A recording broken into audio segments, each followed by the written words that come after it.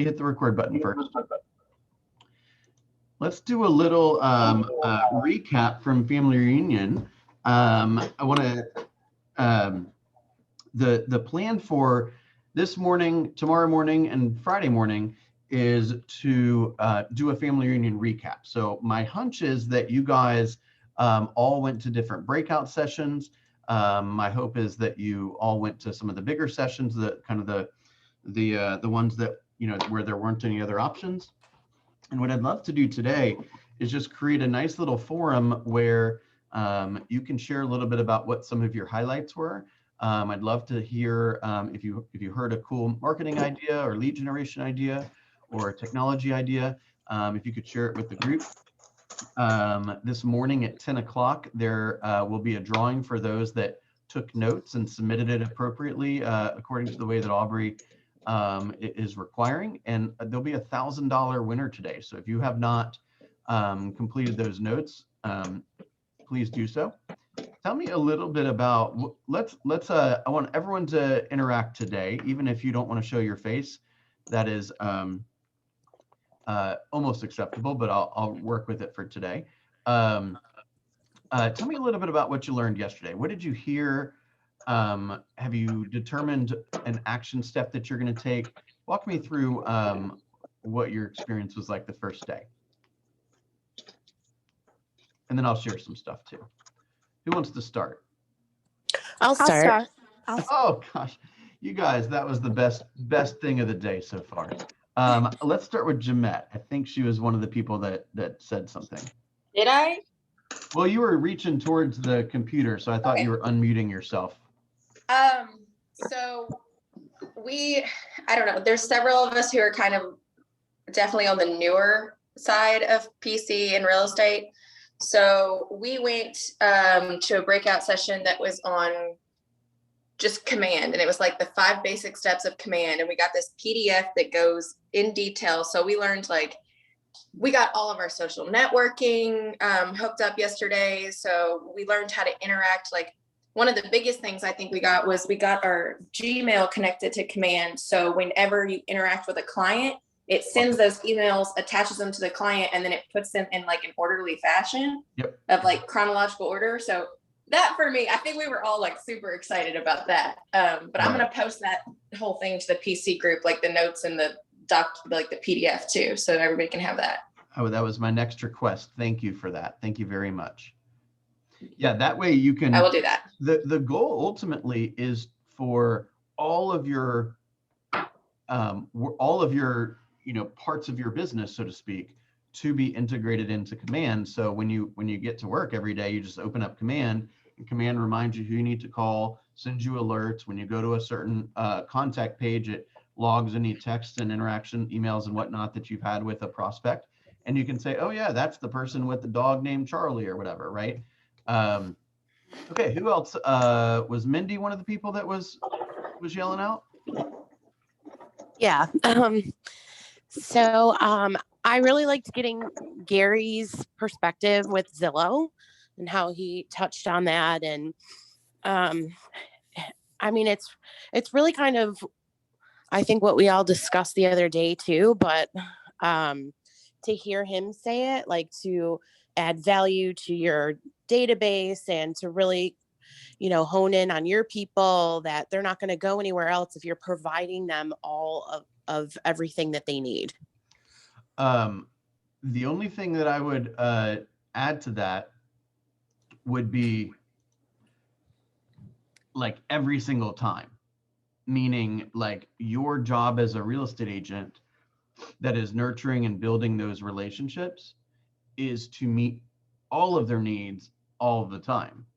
And the only way that's going to happen is if you are in a deep relationship with them. So let's just say, Mindy, for example, you have a prospect that has a need and you've set up a piece of technology to satisfy that need. Okay, you've passed test 1, like you're good for today.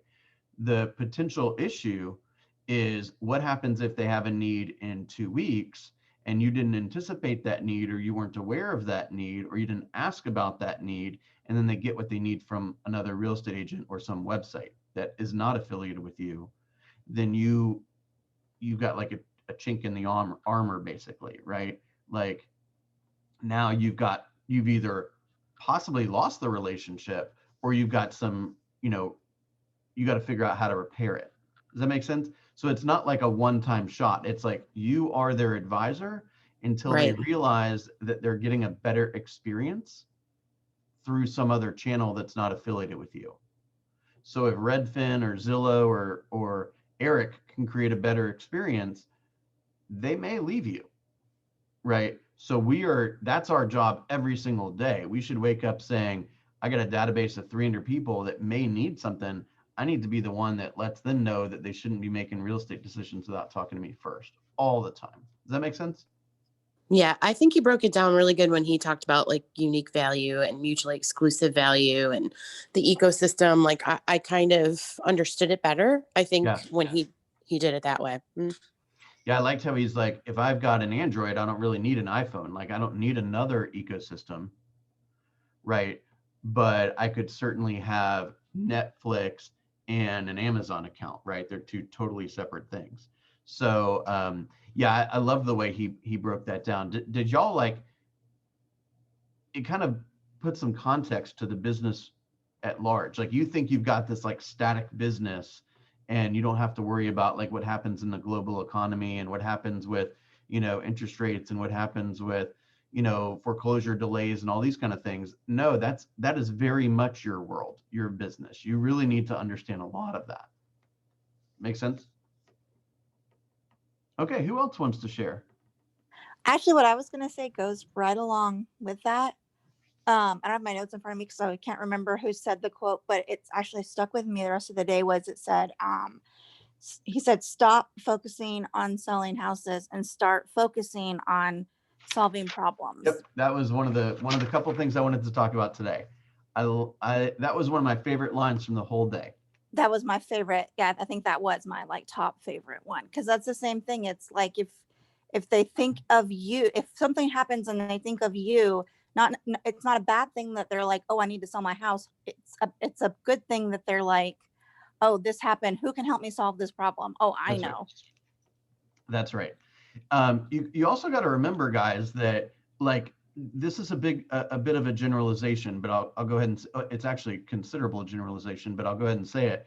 Once you get in that like 350-ish neighborhood and higher, the people that you're working with, the people who own those types of properties and the people who are considering buying those types of properties, again, I know I might be way off base here, but these are people that generally have some sort of supervisory role in their world, right? They're like a manager or a leader of some kind, right? And what do we know about those people? We know that the most jobs of managers are essentially to solve problems, right? Or to identify the person in their world who's good at solving that specific problem. So think about it this way. They're used to finding a problem and then having somebody make that problem go away. That's what they deal with pretty much all day at work. So they're really looking to you as the real estate agent to serve that role. It's like, hey, I got a toilet that's overflowing. That sounds like a problem. Who do I know that can fix that? I know Bill. He knows a bunch of plumbers. Let's call Bill, right? But the second that they say, well, I don't really have somebody I trust with respect to real estate, I guess I'll Google cheap plumbers, and they go have a bad experience with some dude they found on the internet. And even though you have nothing to do with that, your lack of value delivery caused them to have a poor experience. Does that make sense? There's no excuse for the fact they didn't know that you could help with that problem. Does that make sense? So it's a little bit different than working with somebody below that price range, because below that price range, they don't think so much during the day about getting problems to go away. I thought that was a great way, a very simple way of saying it is, look, we're out there all day looking for problems to solve.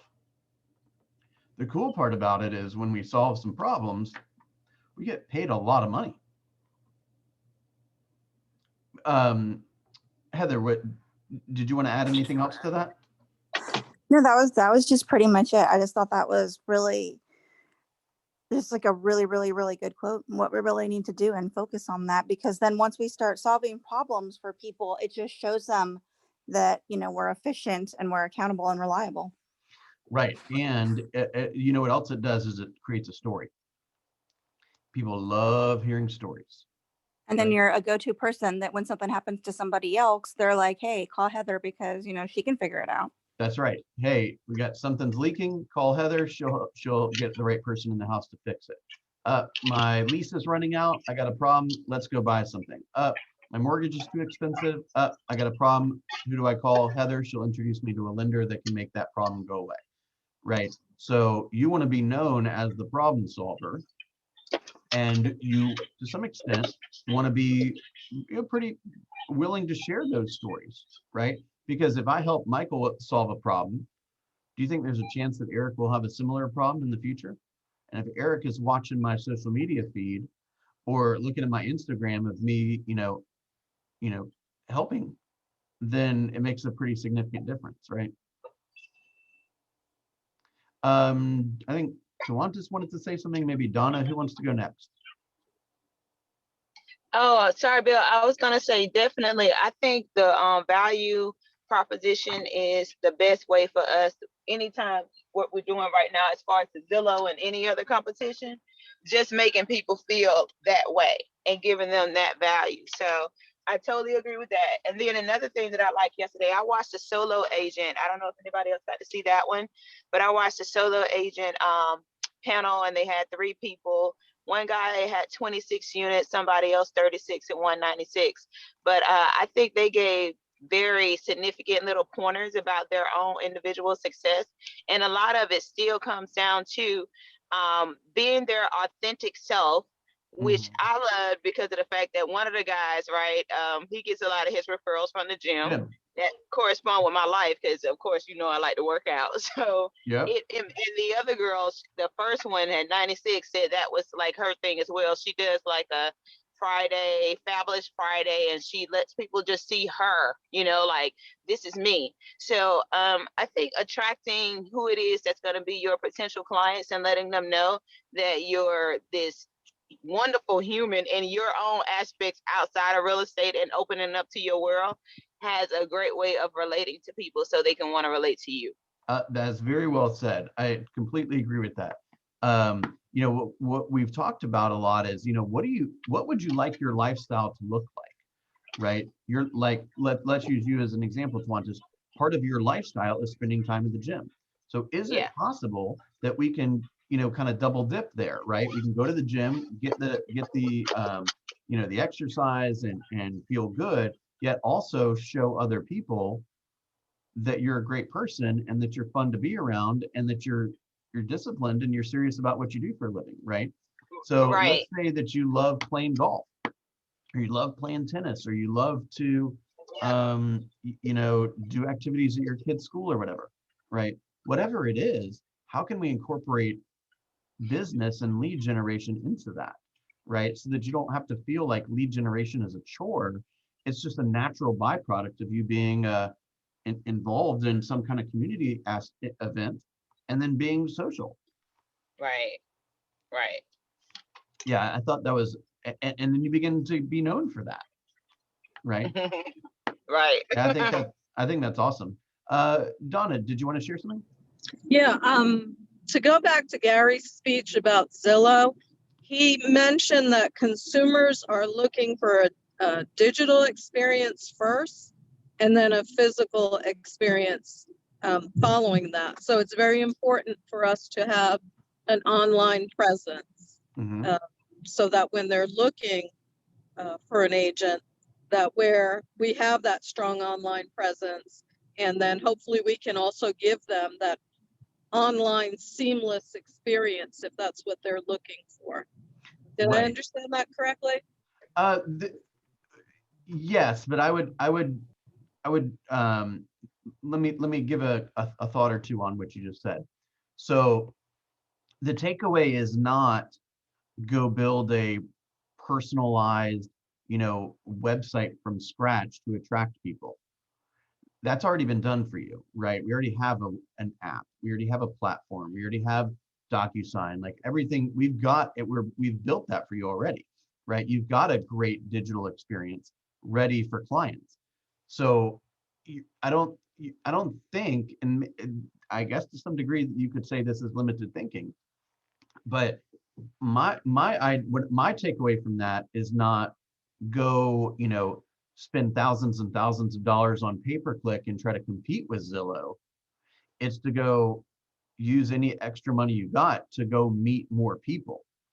And then you can give them the one-on-one experience that comes from working with you, as opposed to trying to, try to be on page number one, DonnaPatrickHolmes.com or something, and expect every person in society to go to your website instead of Zillow, right? You're probably going to get them more like, in one-on-one or in small groups, but that's okay. I mean, we're only trying to add 2 people to the database a day.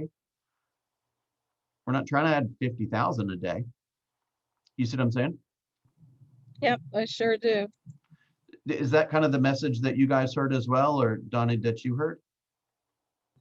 I just thought, what I got out of that was he was saying it's important to have an online presence, whether that's through your own social media or, Facebook ads, I don't know. But I Right. took it as being online. So, because that's where a lot of people are, finding their realtor, whether it's through their Instagram posts or their Mhm. Facebook. So that's what I took out of it. Not like creating this whole other digital platform to compete with Zillow, but just to make sure that we have an online presence. Yeah, and that it's Through our a social media. cohesive brand, right? That your Instagram matches your Facebook in terms of images or colors or branding or logos or any of that kind of thing. Yeah, I completely agree. They're basically looking for ways to confirm they want to meet with you, right? So if their digital experience prior to meeting with you is mediocre, they're probably not going to call, right? They're probably going to need to be blown away from the digital experience for them to say, oh, wow, this lady's pretty cool. I want to meet her. You see what I'm saying? So remember, we've talked about this a lot. Your online presence is going to be researched, right? So, I feel like I say this all the time. You do whatever you want online, but remember that whenever somebody sees whatever you do online, they may or may not choose to work with you. Who else? Well, I had a couple takeaways. Yeah, please share. So I joined a lot of breakaway groups that were something that I would say I wasn't necessarily interested in because I just wanted to learn from a different aspect. And I attended one, it was for the VAs, just to see like, hey, like how as a veteran, how does Keller Williams help, on that end, and what does it look like? And I want to say that his name was Ernie, and they actually had it live where they gifted somebody a house. So Oh, wow. I completely loved that because the guy who was gifted a house, he literally said, he was like, people told me it would be a cold day in hell before I was a homeowner. And guess what? We're standing here in Texas and it's a cold day. And I got my house. So I'm like, oh, that's awesome. And that breakaway was pretty much just showing how a couple of different agents grew their platform, based on veterans, and helping the veterans. So that was one. And Yeah. then another one that I loved, it was actually for teams. I feel that there's always something that you can learn, regardless of not whether I want to be a team. There's something that they're doing, That's like the mic drop moment right there, y'all. Class dismissed. You hear that? We need to be lifelong learners, right? Because you may not be thinking team today, but maybe be thinking team in 5 years, right? Great job, Exactly. Evan. Sorry, I didn't mean to interrupt you. Keep going. Oh, no, you're fine. So she said, like, as a leader, one thing that she had to allow people to do was to fail. And that just, when she said that, I just stopped. I was walking in the store listening. I had to go like to the front and just sit like, whoa, I need to watch this. She said, I'm such a fixer. And I live my life around fixing everything. But in order for my team to grow the way that they need to grow, they have got to fail, because that's where the learning is. And it's not actually a fail, it's only a fail if you don't continue with it. But Yep. it's so much learning in that. So allow people to fail, stop fixing everything. And then she said that she has people surrounded by her where if she's not being her authentic self, they put her back in line. And I'm just like, it was just, she spoke volumes to me. Like, I absolutely loved it. I have it written down somewhere, but I did remember that. I'm just like, it was just inspiring to me. So that's what Yeah. those are my favorite takeaways. I mean, what's interesting is you could have said what you just said in any like forum like this for any industry, right? It doesn't have to be tied to real estate. So like you may not have a team in real estate sales, but you might have a team with your family that you are a leader of, right? That you have people that are succeeding or not succeeding, or behaving or not behaving, or failing or not failing, right? So a lot of these concepts that you just mentioned and that we're learning about are applicable in all different types of group settings. You see what I'm saying? Like Absolutely. I'll give you guys a tiny bit of marriage advice. So I learned, I forget who told me this a long time ago. They said, you know, they don't always want you to fix it, right? And I'm naturally a fixer too, right? And so they said, here's a great line. So when your wife is upset, you could say, would you like me to fix this or feel this? Right? And because sometimes they want you to fix it, and more often than not, they just want you to listen, right? So you could say something similar to that when you're dealing with somebody. Say, hey, you know, I've got some concerns about this strategy. Would you like me to, you know, coach you a little bit on this? Or, you know, are you willing to lose this property before you agree with what I'm suggesting? Right? You're helping them understand the consequences of their behavior, or you're giving them some advice about how they could act differently and get different results. Is that true, guys? Did I just give bad advice? No, you gave wonderful advice. I can't stand when my husband wants to fix everything. Like, just shut up and listen. Let me get it out, Just and I'm feel it. fine. Just listen and say, I'm so sorry you had a rough day. Right?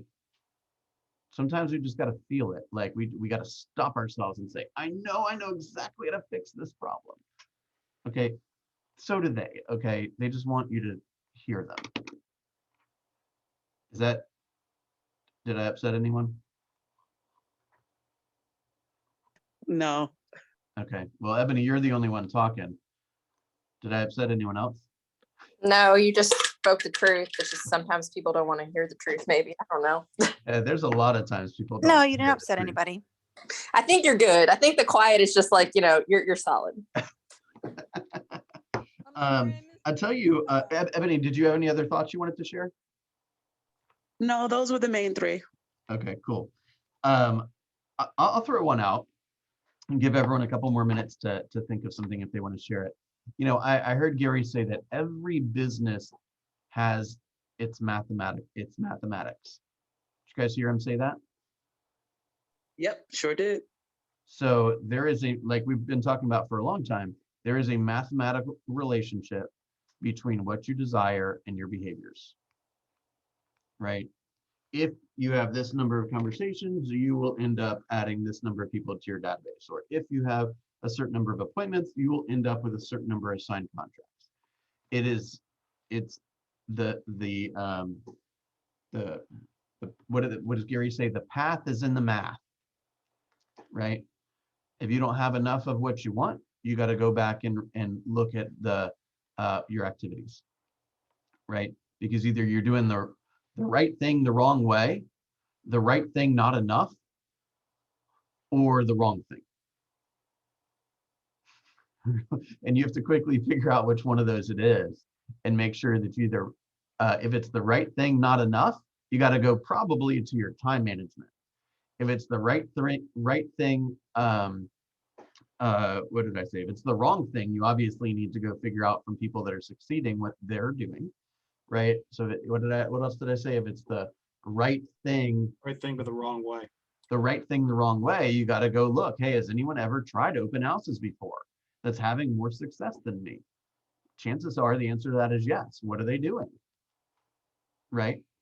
Is there anybody that's got a hold of an expired listing before that's having more success than me? What do they say? Right? What do they not say? How do they say it? Should I practice this a little bit? You guys watch the script off yesterday? Did anyone? No, I missed it. That was on my list of things to do, but I got caught up. Well, good news. It'll be recorded. It was recorded and it'll be on the platform soon. Those guys are naturals. The guys and gals, right? They're naturals. You know why they're naturals? Did anyone see anyone reading off their sheet of paper? Do you guys ever see me reading off a sheet of paper when we're dealing with scripts? You know why? Because you have it memorized. Well, yeah. I mean, I have it internalized, right? It's like it is. Somebody could wake me up in the middle of the night and say like, "Hey, I don't want to pay 3%," and like in my sleep, I could probably respond to it. You see what I'm saying? Okay, who else? Got a couple more minutes. Who else wants to share?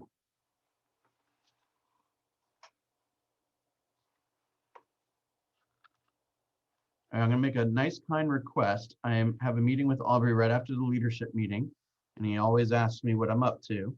So if you guys have not reported your numbers for the first 2 weeks in February, if you're missing anything, please take 2 seconds before you hit the phones and add those. We do have a few violators on the call today. I won't point you out.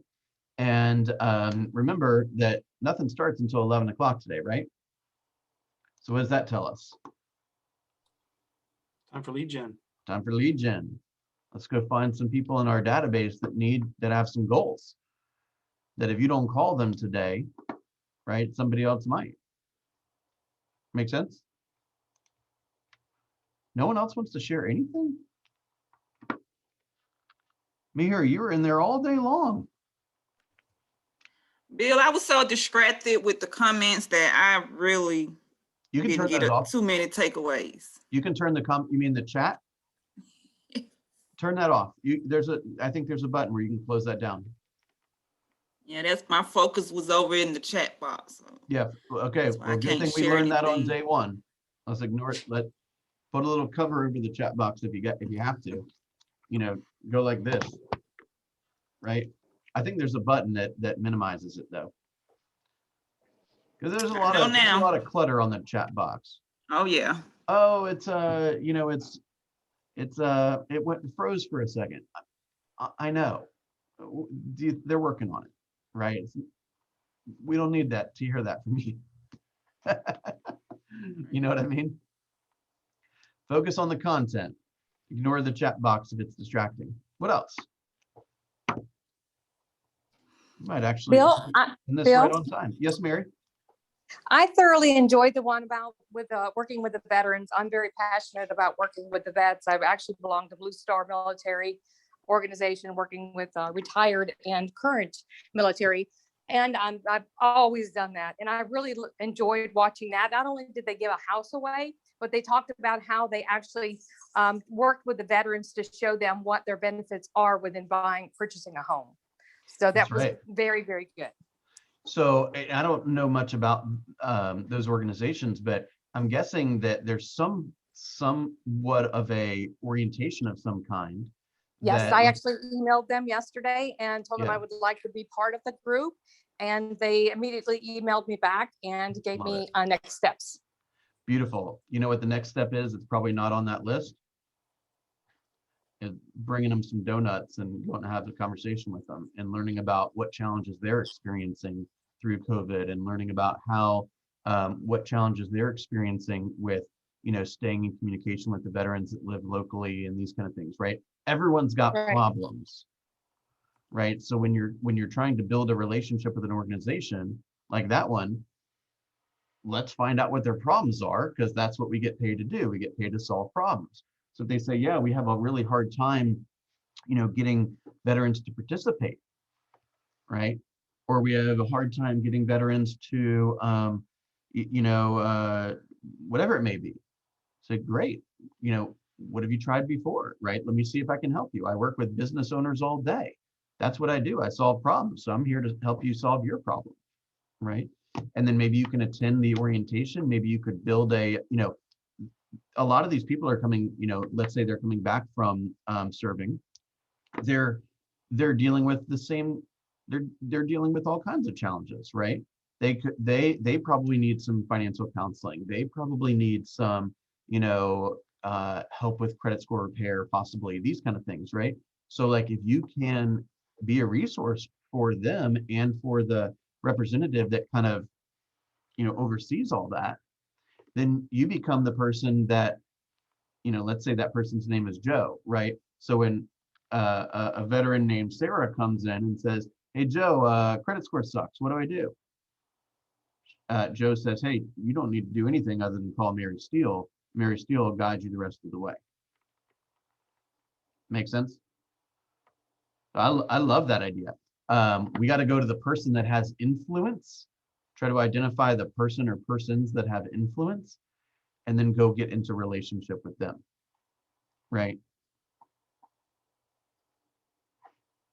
I love the fact that you've already taken an action step on that. All right, let's do one more. Who hasn't spoken?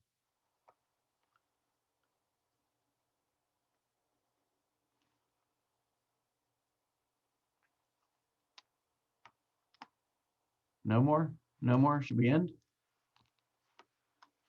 Okay, don't forget, guys, we have a growth mastermind on Friday from 1 to 2. And I will be in the office today if you need me. And of course on WhatsApp. Again, if you need to post your numbers, please do so. Take good notes and enjoy your afternoon. We'll see you soon.